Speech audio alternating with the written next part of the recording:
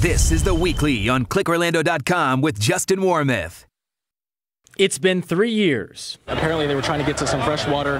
One followed the next one, follow the next one, follow the next one. Since the 4-square-mile city of Satellite Beach was the epicenter of news. That night, BBC contacted me, the Tokyo Times contacted me. 19 manatees stuck in a storm drain. You're talking about a log jam. That's really what we had in this pipe. With the world watching, rescuers made it happen. I think everybody did a fantastic job. And while those sea cows were saved, January's freeze was not kind to the gentle giants. Cold stress is like hypothermia in a human, and this animal is either going to suffer severely or die. Glad to have you with us this morning on The Weekly. I'm Justin Warmoth. In January alone, 87 manatees were found dead across Florida, 35 from cold stress. Those staggering numbers follow one of the worst years on record. News 6 and ClickOrlando.com reported on 538 manatee deaths in the state in 2017, with red tide, boat strikes, and cold stress as the leading contributors. This morning, we'll be talking with SeaWorld Rescue about the new numbers and what they do to save as many sea cows as they can. I also stopped by their rehabilitation facility to get a first-hand look at some of the work they do to save the threatened species. But first, a trip down memory lane. February 23rd marked 3 years since the incredible rescue of 19 manatees that were stuck in a Satellite Beach storm drain. The rescue lasting upwards of 12 hours, and for those who worked and watched it all happen, the anniversary brought back quite the memories. We want to take you back to our breaking news that's happening in Satellite Beach, and that is where as many as 15 manatees are trapped in a drainage ditch. News 6 was on the scene shortly after the news broke. Apparently they were trying to get to some fresh water.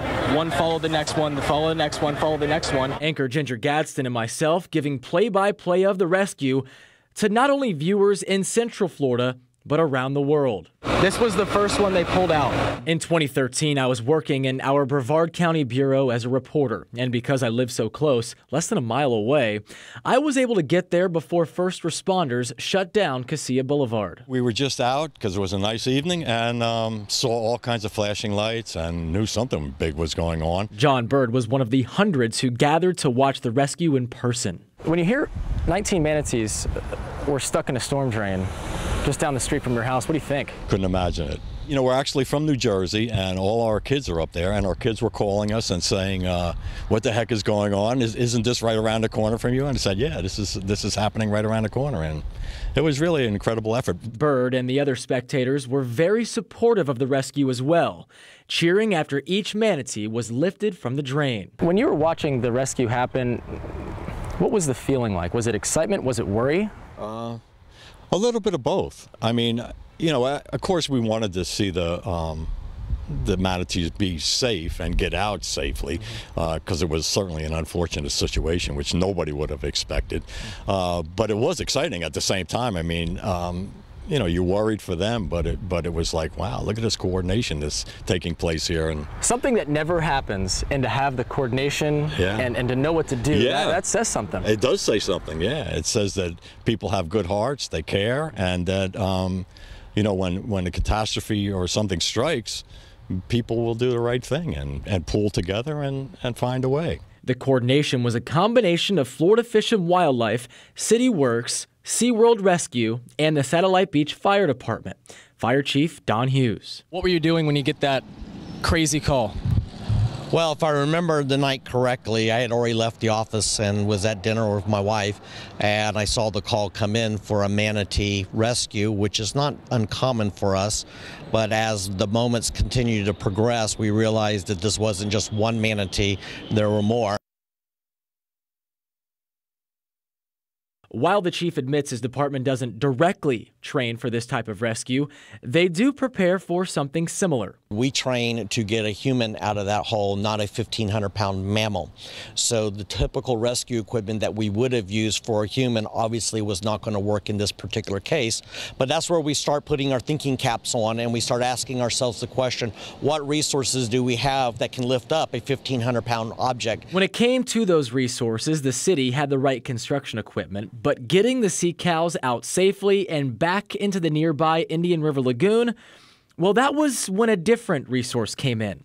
John Peterson and the SeaWorld rescue team. You know, you're talking about a log jam. That's really what we had in this pipe. We've got manatees that can only swim forward, and they followed each other up this pipe, and they went head to tail as tight as they could until the pipe got too small that they couldn't move anymore. When you think about rescuing 19 manatees, it doesn't come by just repetition, experience. This is something that you kind of learn as you go and pick up on little things. Talk about the process of getting manatees out of a storm drain and then into a body of water where they're supposed to be. There's one simple part of this is we've got to make it really safe. So doing this isn't quick, it's not fast, it's something that we'll methodically work through the situation and find the safest route to go. In this case, it's cutting the pipe open. Instead of going up in the pipe and trying to pull manatees out backwards, which really isn't safe to even do, we actually cut out the road, cut out the pipe, had City Works lift it off for us, and then we made what we call a chute. We put a piece of wood there, let one manatee into the stretcher, pick them up, move them over to a health assessment area, get them assessed, and from there, relocate them right back in natural waters. More than less 400 yards away, put them on the other side of the road, and they were good to go. Would you say you were surprised that 19 manatees were A, in the storm drain, and B, rescued safely? You know, 19 in a storm drain's really an odd thing. It's really weird. We don't see it. It's a first time, it's a one-off, whatever you want to call it. Then to be able to rescue them all and relocate them without having to bring them back to SeaWorld, that's a really good night. It was a long night, but a really good night. SeaWorld's entire goal is to rescue, rehabilitate, and return. And when we can do all that in one final spot and get them right back out, that's exactly what we want. And for Chief Hughes, that's the main takeaway. Because if there was one hiccup during the rescue, we may not be talking about a survival rate of 100%. I think that there was a little bit of providence going on. For the worst situation to occur, we had the right circumstances for it to occur under. And, you know, we are very thankful. But I'm going to be honest with you, if we really thought that those manatees were in danger of losing their lives immediately, the city would have spared no expense to do everything we need to do. And that is that if we had to rip up a mile of road, we would rip up a mile of road. After 3 years, there is still one big unknown. Why did this happen?